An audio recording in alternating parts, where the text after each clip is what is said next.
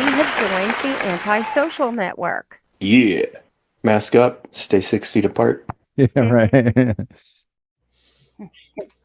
All right, here we go. Another fantastic episode of We have a very distinguished guest. Not all of our guests have wiki pages, so we like to point that out when we have a prominent person or a VIP on with their own wiki page. But today we have Larry Beckett, who is a man of many talents. I can poet. make you a wiki page, Phil. Well, just go ahead and do that. Then that'll give me some cred whenever I guess on someone. How about a else's pod. YeahUhHuh wiki page? There you go. Feel But free to put in ridiculous things that are absolutely, totally, and completely true. Poet, singer-songwriter, translator of ancient literature. Just a Software developer, I saw. Yeah, that's how I made my money. That's how I make mine. Yeah. So, welcome, Larry. It's a pleasure to have you. Thank you. And by the way, I like to say the name of your podcast as though someone were trying to make a point and you're going, yeah, That's exactly the name. Yeah. When we first got married, instead of saying yes or I agree, I would say YeahUhHuh. There you go. When we got married, and Yeah. the minister said, Like "Will you you?" said, yeah, I said, "YeahUhHuh." Kind of a very Nice. cursory way. But now we have several ways that it's been interpreted. Another one was more of a slang. Yeah. Yeah. And then Lisa's. So that's great. We're adding We've more. got Southern friends. Right. There's even some rap song out there with that name. Did you Oh know Right. yeah, we'll have to look into that. Right. that? Yeah. Maybe the And new Have them on. We do the hyphens. When you search it on the internet, you have to use the hyphens. That's not And my fault. my thinking was every time you see someone say yeah, on a TV show, and you're looking at the How often do you see? The captions, captions. it's always yeah dash on dash huh. So the That's reason not I'm- my fault. Yeah. All right. Anyway, I that's didn't do that. it's enough about us. But so Larry, you're with us here. You got a new album that's coming out, and people are excited correct. about that. And it's interpreting some work by someone I think that you admire, Jacques Hi. Brel. He's showing Yeah. kids. Yeah. Jacques Brel CD. It's coming out on January 9. There's already three singles from it with videos. Mhm. circulating. Great. Excellent. And Are Jacques, you in the videos? yeah. Yeah. Cool. Jacques Brel is the not to pigeonhole anybody, but the simplest way to think of him is that he is to Europe what Dylan is to America. All right. So like he's like a major singer-songwriter whose work really should be looked at in the province of poetry, not songwriting. Right. Mm-hmm. He does similar things to Dylan, like he'll have a stanza instead of 4 lines long, it'll be 16 lines long, and instead of 3 short stanzas making a song, which is typical, he'll have 5 long stanzas. So really ambitious in terms of the physical scope of these compositions. And they remind you very much of things like "It's All Right, Ma, I'm Only Bleeding." He doesn't write in the surreal manner of Dylan. He has his own style, and he was also a very passionate performer, and became beloved in France and his native Belgium. Okay. Were his songs primarily in French? All of them in French, yeah. And but what he really has done is added some important work to world literature in terms of French literature. while being a singer-songwriter. And this is all in the late 50s, early 60s. He had one song, Nimakitpa, that was covered by a lot of people like Sinatra and Streisand, right? And but the sad part is that it was badly translated. Actually, it wasn't translated at all. They took the first line and mistranslated it, because Nimakitpa means don't go. It doesn't mean if you go away, as came in the Sinatra version. And not only that, I mean, after that, it's if you go away on a summer day, then you might as well take the sun away. And, while that's fairly obvious, that has nothing to do with the French. There's no sun, Right. all the birds, there's no birds. The song actually begins, don't walk away. We have to forget. It all can go. It's already gone. The times when we misunderstood, it's like this beautiful. And that's way more French than. Yeah. Okay. Closer to "Don't Walk Away, Renee." Huh? Yeah. Mhm. So anyhow, so what I did was, I like to write the books that aren't there. So instead of doing something that has already been done and probably better. So I understand you wrote a book that elevated the beats to literature. That's correct, called Beat Poetry. It's the only book about beat poetry. All the rest include all kinds of depravity and drugs and so on. But mine just the beat poems themselves contain that. It includes the poems of each of the 10 best beat poets, and then my commentary on where they came from and where they went. Yeah, that's something I'd be interested to read. Yeah. But this seems in a similar vein. Then I found that this important French poet, there's no translation of him in English. So I translated all of his 150 or so songs over like a 3-year period. And then we took the best of those, and I'm collaborating with some musicians in Northwest England. And we put together a sort of internet band, and did the whole album. I sing on one, I recite 2, and then the other 11 are sung by my friend and collaborator Stuart Anthony. And that's what this album is, right?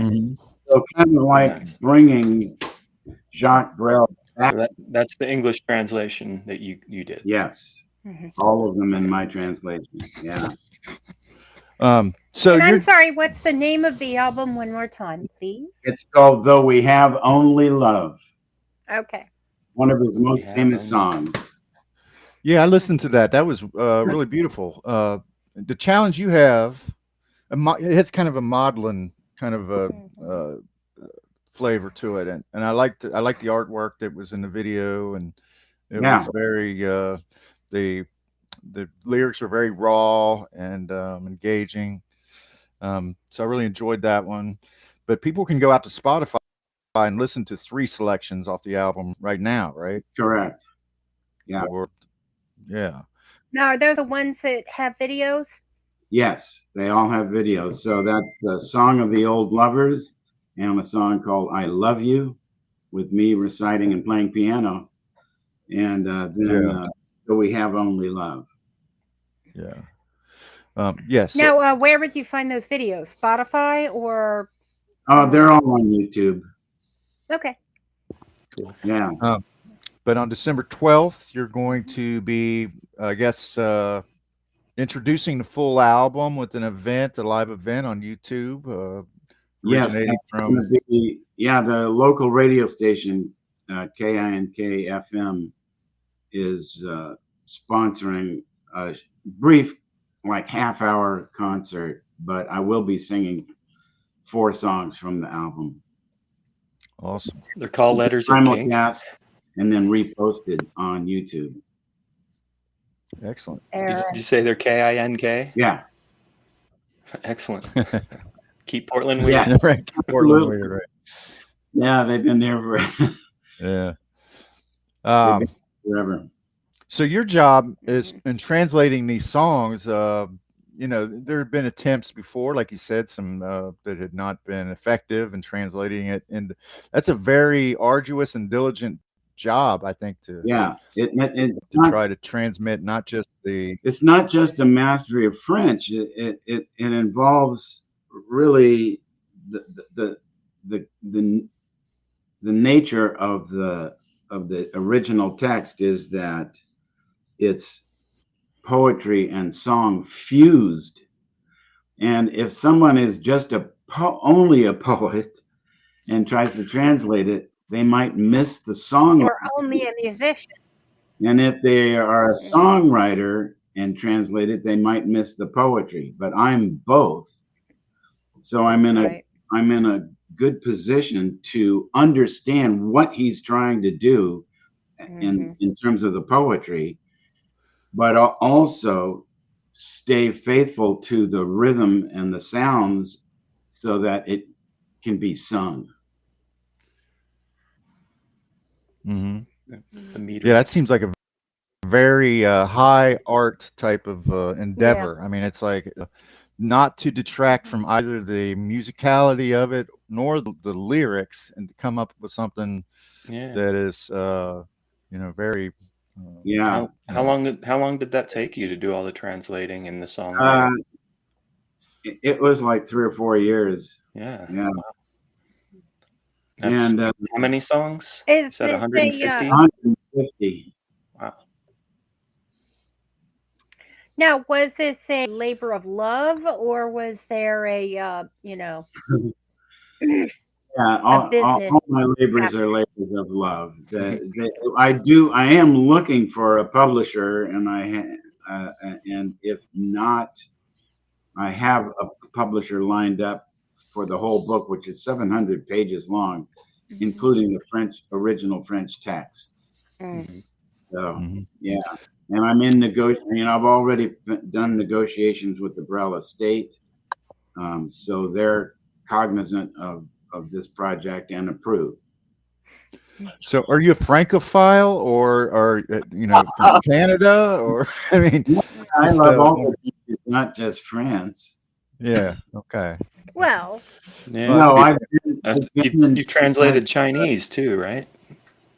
Did you translate like the Tao Te Ching? Oh, so you're good at English. You're good at language, period. Well, the thing is that, to be brief, there was a methodology of translation that evolved in the 1960s with Robert Lowell's book Imitations, and this is that instead of having a scholar translate a book of poetry, you should have a poet translate it. Now, the poet might not be an expert in the language, even at all, but they can consult literal prose renderings. They can talk to people who are excellent in that language, and based on what they learn, they can then write a poem that is equivalent to the original in its language. Okay, so now because in scholarly translations, while accurate, a lot of times you get through reading them and going, what is all the hubbub about? I got no artistic thrill of any kind from reading this. So you have to create a new work of art, and that's the way I did it. So I consulted numbers of translations of the Tao Te Ching, including Wing Tsit Chan's literal prose rendering, which helped me understand what the original was. And then I tried to make it come back alive in the new language. Right. Cool. Well, this would seem to be something that AI would struggle with, the human element, the feel for the the spirit of the translation. Yeah. AI is snake oil. I say it again. Yep. Yeah. I especially have for to wonder creatives. if how the cadence of a work affects the translation. Yeah, and the thing is that now in French, the only stress is on the last syllable, uh, uh, and so it's looser, and actually that gives you an opportunity in English to, but what I do is I match the syllable count, so when you're singing along the melody, then you and we, by the way, we in the album we're completely faithful to the original melody and chords. They're rendered in a sort of alt rock style, I would say, more contemporary. But other than that, it's the original music, and that was important. He's not that great of a composer, but his melodies are essential to understanding where he's going with the piece. Fascinating. Yeah, whenever poetry is paired with music, they become essential to each other. Yeah, I agree. So when you talk about this symbiotic relationship between the music and the poetry, I read in one interview that you did that your relationship with Tim Buckley, that you guys often came up with your compositions and the lyrics separately and came together, and were actually kind of astonished by how much they seemed to, there wasn't a lot of tweaking that needed to be done to create a composition that much exactly what both of you wanted, which is like chemistry, you call that just chemistry, kismet, telepathy. Elton John and his writing partner. Right. Yeah. What happened was we had a little rock band called the Bohemians. This is in high school. And we came to a rehearsal, and I had brought new lyrics to a song called Grief in My Soul. And he had brought music just for any future song. And we found that they matched perfectly. And then so I said, I got these new lyrics. And he said, I got this new melody. They went together as though we had been working on the song for all weekend. And so at that point, we looked at each other and went, oh, okay, something is going on, and we need to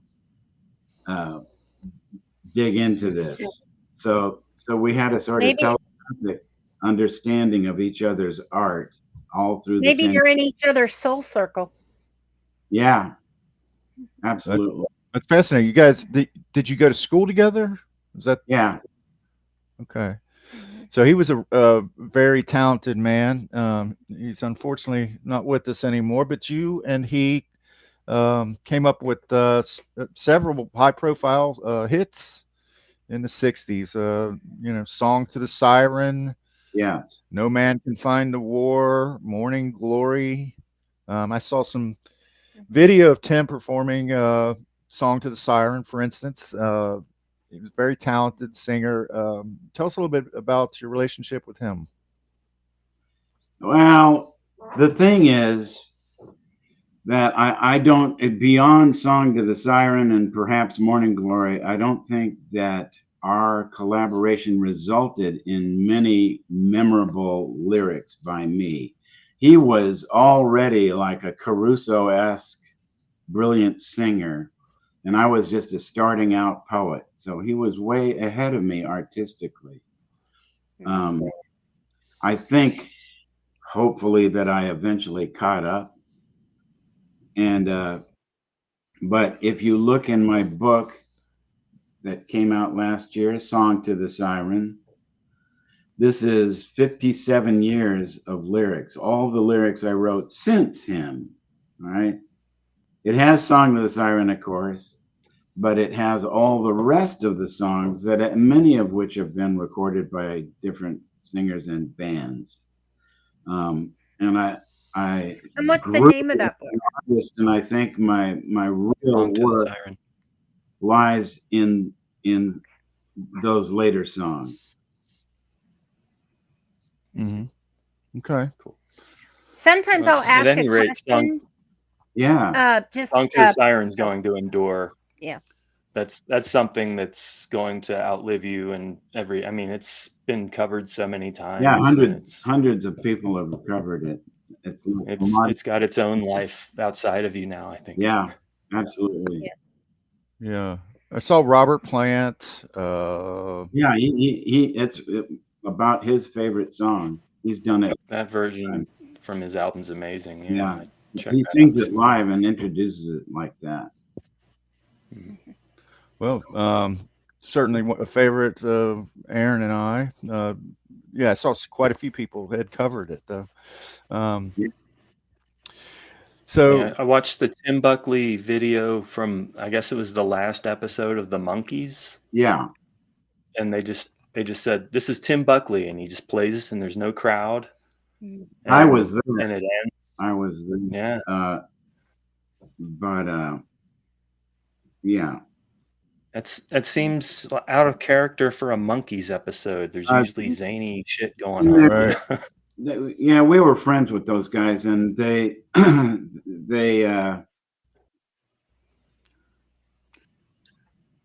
felt that they were sort of a manufactured pop group to cash in on the Beatles. You know, the Beatles would come out with a song, and then the Monkees would come out with lead guitar sounding suspiciously like George Harrison's. Right. We saw Mickey Dolenz last year, and they were ashamed of being sort of inauthentic musicians, especially Mike Nesmith, who really was a great. He was the one that was a musician, right? Yeah. Right. And in their last year of their stupid TV show, they at the end of each episode they would have some avant-garde music to kind of aesthetically justify the crap that went before.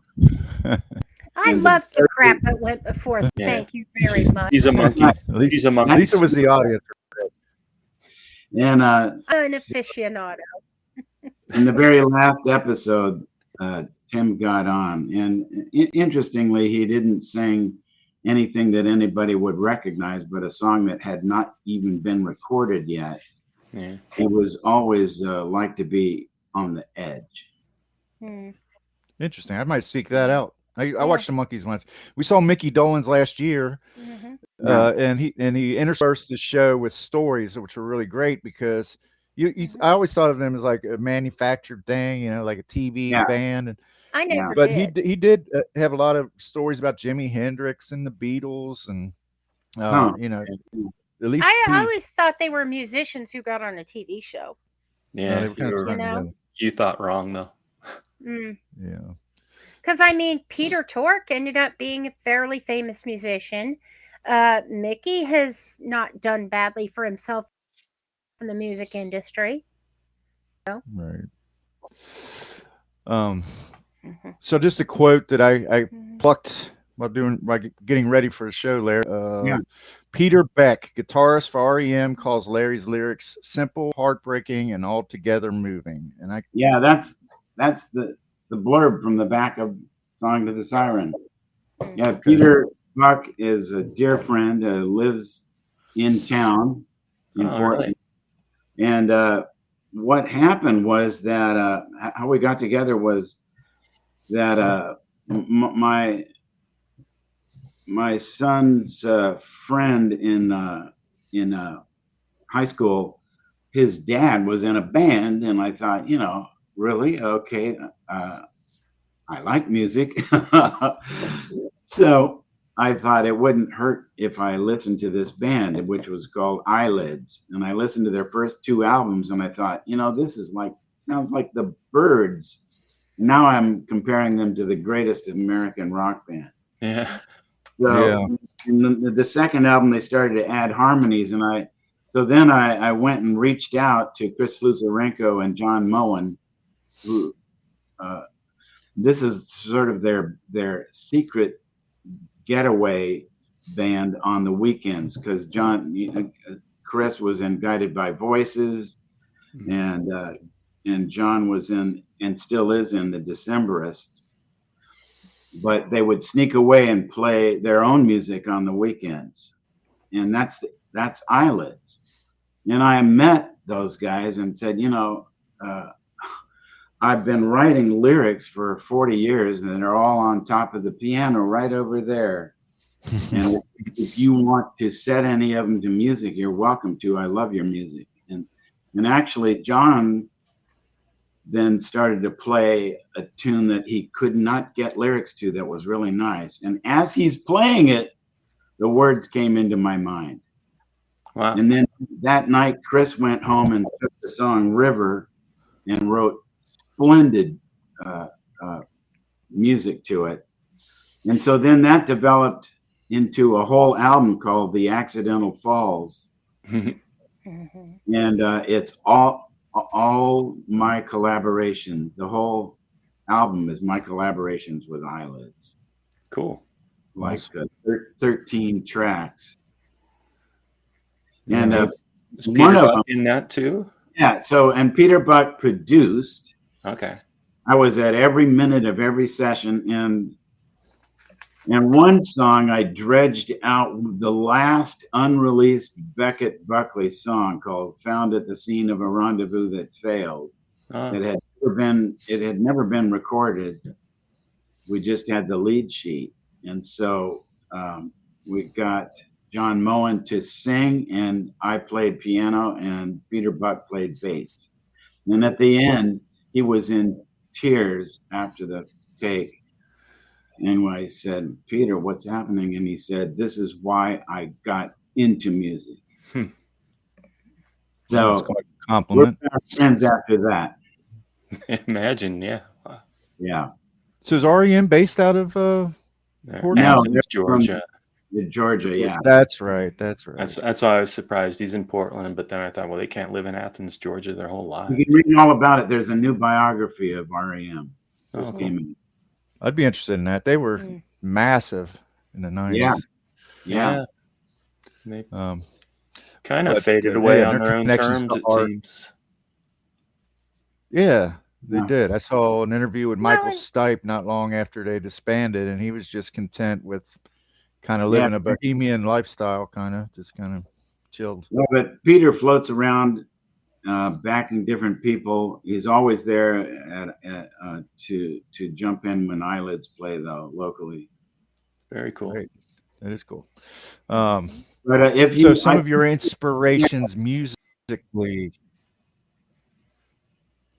Yeah, I think if you compare the lyrics as poetry with the stuff I did in the 60s, that the stuff on Accidental Falls is much superior. Well, and I think we grow over time. And if something's really good when you start, think about how much better you get after 30, 40 years of doing it. Sure. Right. Yeah. Ideally. And, things. Yes, ideally. Right. Well, I mean, so some of your inspirations musically, I saw that you were a big fan of an artist named Fred Neil. And yes. I didn't know much about Fred, but I thought maybe ask about him and maybe some of your other influences. Yeah, one of the, it's hard to describe how much we loved Fred Neil in the 60s. Friends of mine were on his main album, which is called Fred Neil. The guy has this sort of baritone voice and unbelievably expressive artistry in his singing. And as a matter of fact, that Fred Neil album, I in a Mojo interview, I said it's like the Kind of Blue of folk rock. Kind of Blue by Miles Davis is an album where it has the unique quality that you can listen to it over and over and you never get tired of it. It never seems like, oh, I have so heard this last week. No, it seems like you're just hearing it again. Something about the brilliance of the improvisation keeps it forever fresh. Yeah. And it's not just me who has had this experience. Lots of people have. And this is why it's the best-selling jazz album of all time. Well, right there. Neil's album, which has Everybody's Talking and stuff like that on it, is like that. You can hear it and you can play it next week, and it's like, fine. That's fantastically beautiful. So, and I was so pleased because Fred actually in retirement in Florida read the Mojo article with my quote and talked about it, so that he got to hear how much we loved him before he passed. Yeah, that's nice. That's awesome. Yeah, my favorite music's improvisational music, and they were all inspired by Miles. But Fish and the Grateful Dead are my two big. Yeah. I guess that effect is sort of like you're almost hearing a live performance every time. I guess, you know, it's kind of the sensory. Yeah. Well, yeah, different live performance every time. Yeah. Absolutely. Yeah. But I saw that you I've had seen Fish 24 times and Grateful Dead 7. I got to talk about that. You know, that concert that's coming up on December 12th here in Portland, but on YouTube as well. So everywhere. My sideman is a noted jazz saxophonist and also plays flute on some of the tracks. Cool. That's cool. So it's a completely different sound, but we like it. Jeff Damari would be interested to hear that, I guess. Saxophonist friend. Yeah, we'll make sure we can plug all your stuff at the end. Yeah. Right. That's it. Yeah. We set aside time at the end for that purpose. Yeah. So this, but I want to know more about it though. This December 12th concert. It's not the Eyelids. It's another band. The concert is just me and Tim Jensen. Okay, a duo. Yeah, and we're gonna do 2 older songs, and then 4 songs from the Brel album. So piano and what, bass or guitar? Just piano and saxophone. Sax. No, you just told me sax. Yeah. I mean, I sort of hit the bass notes in the piano. Yeah. That's how we do it. We have an audience, a live audience, or? Yeah, it's for a live audience. Great. Yeah. Great. Do you enjoy that? Do you enjoy performing live? You know, the thing is, and that's a long story, but I'll make it short. And that is that I'm more or less coming out as a musician in the last year or two. In that, well, in the beginning, in let's say 1966, I couldn't sing, I couldn't hit a note, and I couldn't play guitar, and I couldn't play piano, and I was surrounded by brilliant musicians, which made me feel like even more sheepish, if possible, about performing anything for anybody. But I loved music with an astonishing passion, all kinds of music, every kind. So I studied all about it, and then when everybody was out of the room, I would try to sing and play, and maybe it wasn't so good the first 10 years or the next 10 years, but after about 30 years or 40 years, I got so I could hit all the notes, and I could play piano, and I could play guitar, rhythm guitar. Cool. And then an opportunity to perform came up, and I said, you know, I can't perform. Those guys are the musicians. I'm just a poet. And my wife said, no, you're a musician. So she had heard me cross the line. And so then I've done a few gigs, like a house concert or book launch, and played and sang with great reaction from the audience. Very cool. How I don't pay a lot of attention to the audience, not like Miles Davis, but I got a standing ovation, but I had to be told about it. Didn't even notice. Excellent. Focus. Yeah. And sometimes when things don't come naturally to you, you do focus harder on making it, like I'm tone deaf and I don't have the best singing voice. Yeah. But I still love to sing. I think of like singer-songwriters. You think about like detriment. You think about like Bob Dylan, like if he would have been like, well, I'm going to predicate whether or not I'm going to be strictly a songwriter or if I'm going to be a performer based on the feedback I get from people when I sing to them. People might have told him to stick to songwriting. Yeah, because it doesn't normal, ordinary. It's not the classical voice that you think about as a singer. But you know who I think is the architect of all this, and that's Pete Seeger. Pete Seeger, who I met,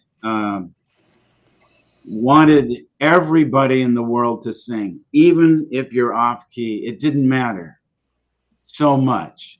What mattered is you loving the song and passing it on and bringing the world into song. And that's why he got audiences to sing along with him. And that principle, I think, inspired Dylan and me and everybody else that we should all be singing one way or the other. It just seems right. Yeah. Sometimes it takes a while, I guess. But I think of that. Remember, we did we had Heather Schafter on, and we did an Elite Eight, and Pete Seeger won our Elite Eight, and we played that If I Had a Hammer. Remember, Yes. We had everybody in the whole auditorium was singing with him. It was pretty awesome. Yeah. But yeah, you can't let your own inhibitions. Although I should be one to say, because I do let my own inhibitions control my actions. But not there's Tom Waits out there. There's Bruce Springsteen. Some people don't like his singing voice or whatever, but they sing with conviction and joy. Sure. So and people kind of opened up after Dylan. It was obvious that anybody could. All bets were off. Yeah, right. Amen, baby. Now, I was listening to something special in his delivery, I must say. Yeah. There can be a difference between a performer and a singer. Yeah. I like his normal delivery better than the lay croony stuff that he did. Yeah, that was pretty weird. Him trying. I didn't realize that was him. Lay across my big brass bed. Yeah. Lay across my big brass. Yeah, right. I must have heard a different version of that. North Country Fair too. When he sings on that, that's similar. That's the same voice. Similar thing, yeah. When the duet with Johnny Cash. Yeah. Yeah. Funny thing is, but okay, so Aaron, that he created different voices. Like if you listen to previously not yet released recordings of Dylan at home in Minnesota, he has just a sort of a normal baritone high school boy voice, not anything special. Then he went to New York City, to meet Woody Guthrie and all this stuff. And he came back and now he's singing like this. You know what? And talking like that, like he's created a whole character, this hip singer character with a different voice than he actually had. And then he records a whole album that way. And then he goes into concert and sings that way. And then after a few years, he changes his voice to something else. That was supposed to be the country pie sound or whatever it was he was trying to do. But if you hear, there's an early concert recording, live recording, I think at Gertie's Boat City, where he sings Barbara Allen. And he's singing in that lay lady lay voice. He had it up his sleeve the whole time and didn't trot it out. till he decided in '69, well, I need a new voice and a new persona. So now I'm going in my pocket and farm and raise kids and sing country songs, Yeah. Yeah, he's creating personas as fast as he's writing songs. I remember in the liner notes from Highway 61 Revisited, he wrote something about he's not really a singer. He practices the art of nasal voice control or something like that. Yeah, tonal voice control. Yeah. Interesting. Yeah. I saw him 2 summers ago. Is that when we saw Dylan, Lise? Yeah, country. I think so. Yeah. Yeah. Saw him in 88, 87 or 88. 88. Yeah, because last year we saw Weird Al. Right. And the year before that was when we saw the Outlaw Country Tour. We've been loading Your up annual concert. You go to one a year. Just about. Pretty Well, much. no more than that, but like one bigger one where we spend a little bit more money and we either go out of town or it's at a venue that's kind of hard to get home from. So they stick out in that respect. It's better than the Nun we did for so many years. Right. A lot better than the Nun. We did abandon the Bad Religion Social Distortion concert that we bought tickets for. I feel bad about that because I would have liked to seen that, but we tried to make our rounds. Mm-hmm. Oh yeah. So my favorite contemporary group and our most recent concert is Swell Season. Okay. Swell Season. Glenn Hansard, the Irish singer-songwriter, and Marketa Erglova, who's like a Romanian classical pianist. Okay. And their first album called Swell Season, I consider a masterpiece. And also they reunited after splitting and their new album is Sublime when we went to see them too. Cool. Nice. Nothing like live music. Yeah, absolutely. It's a lot of fun. So Aaron is a huge Zappa fan, and I was listening to your interview. I can't think of the man's name, but it was very cerebral interview. It was very, very musically informed interview. But he did allude to the fact that you and your band was in Hollywood going down Sunset Strip, and you had some interaction with the Mothers of Invention. So I was wondering, did you know Frank or? Yeah, the closest I got to knowing him was I was thinking about that this morning. Is in New York City in like '67. Tim was rehearsing, was going to open for Zappa at a concert, and Zappa was there, and Tim got up on stage and sang our epic song Goodbye in a Low, and Zappa said I love that. Awesome. So nice. we have great respect obviously for him, and so that was a real compliment. Yeah. Was it like doo-wop, or what was the style of the song? So I know Frank loved doo-wop. Goodbye in a Low is an art song in which each verse has its own chords and melody. Oh, and then, yeah, he would have loved that. Then it has a refrain and it tries to look at the different antinomies in American life and then create a fusion that leads forward. So it's an interesting song. It's clumsily written by me, but ambitious, I'll say that. I love ambitious rock music. Right. Check it out. Yeah. Let's see. Yeah, we just did Bongo Fury, and Aaron is reintroducing me to some music that he's long been a fan of, and we still probably got 15 or 20 albums left that he wants to share with me. We do these episodes called Aaron's Audio Audibles. Yeah, it has to be a full album. Phil has had to never have heard the entire album before. Well, you should do The Accidental Falls. Accidental Falls. Yeah, I'm sure you'll dig it. Okay. Well, I mean, we were thinking you might like to be on. The format of the show is each of us on the episode listens to the whole album and kind of lists the songs in like favorite to least favorite.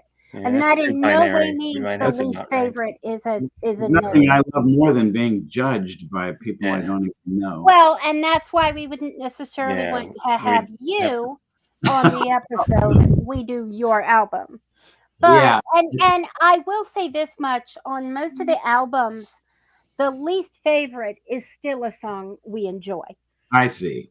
It's just a matter of 1 to 10, not like, ew, I hate that. Well, and we like to think it's an apparatus to discuss the music, not necessarily the binary part is just the gimmick kind of, but really it's an opportunity and a space to discuss the music. Yeah, we talk about probably Phil's why first we like Beefheart song exposure. A over B.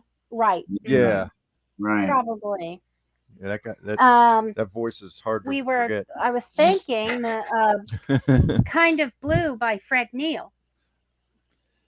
Or Fred Neil. Kind of Blue by Miles Davis. Oh, okay.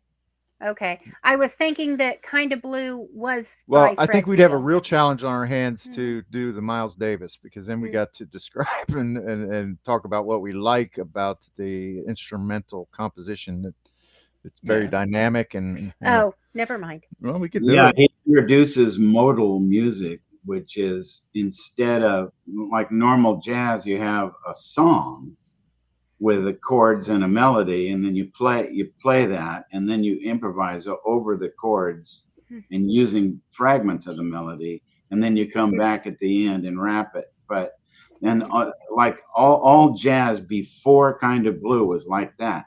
Kind of Blue is modes. So a mode is like a selection of notes on the keyboard. Like the key of C is a mode with 7 notes in it, but you could choose other notes. And what happened was that Miles chose modes like mode number 1, mode number 2, and here are the notes in those modes, and mode number 3. And then it would just turn over to Coltrane and say, okay, play using only those notes. And then at the end, do the same thing, do with the second mode, and so on the third mode, and then come back. And each of the band members would play that way, called modal music. It was a completely reinvented what jazz could even be. I mean, it's not enough that all they're playing was and improvising was brilliant, but he has to be reinventing jazz. So you have to really practice listening to each other. That would really help if you're going to be discussing it. I don't think the songs on that particular album can be ranked. They're all one. Right. Yeah, that's kind of. But you're saying he's kind of brought some structure to a structureless form a little bit. Yeah, absolutely. Yeah, that's interesting, because that's the biggest complaint. My boss is always saying he's very eclectic and fancies himself a music aficionado, but he's always saying, I don't like jazz because it doesn't have any structure. So I'm going to bring him. I don't know why I don't care for jazz. I just don't care for jazz. As I just said, the pre Kind of Blue jazz is theme and variations, and any classical trained person will know what that means. Yeah. As a matter of fact, do you ever do classical music on this album review show? We would. We've not, but yeah, that's certainly on the. Everything's on the table. That's where Phil would have heard more than I have. Probably, he's probably got the upper hand on me in classical music. Yeah, right. Yeah, I used to take my lunch money and buy, cassettes at record theater. Be listening to Die Fledermaus. Right. Your average high school student. In the Stravinsky in there. That's good. The Planets could be good. Gustav Holst, that could be good. There's some different. But it's stuff you've heard, and that's. Do you think it would trigger me? Thing is it has to be. Well, what if we do a flip episode and it'll be stuff you Haven't heard, Aaron. Yeah. There you go. We can find some. Much rarer fruit on the tree of life. Well, we only got a few minutes left here. Classical's where you're going to find it. Yep. Larry, I wondered, so I noticed that you've written long form poetry, Yes. like about Amelia Earhart and Wyatt Earp, and I'm kind of a history buff, so I was kind of curious where that creative energy comes from. Yeah, that was a 47-year project, although at the beginning I didn't know it was going to take so long. But what I had in 1970, I had a vision of writing long poems about the lives of American heroes that wouldn't use plot or character. To me, those are literary devices that are most enjoyable and have already been done. So this is like Miles reinventing jazz. I was trying to look at different ways of organizing material than plot, and also expanding character, because I feel like people can't be reduced to a series of adjectives or typical actions, that they are clouds of potential. And I think that you feel that about yourself and don't recognize it in literature. So I was trying to do that. And I started out with Paul Bunyan, in which I wrote a 100-page poem that a lumberjack would enjoy. It was in their language, and read it aloud in a 3.5-hour performance, which is available on Spotify, for instance. That's a long set. Then I moved on. Did you have a break? Yeah, there was a dinner break in the middle. Okay. Yeah, I can imagine. But You'd have been pretty hoarse at the end.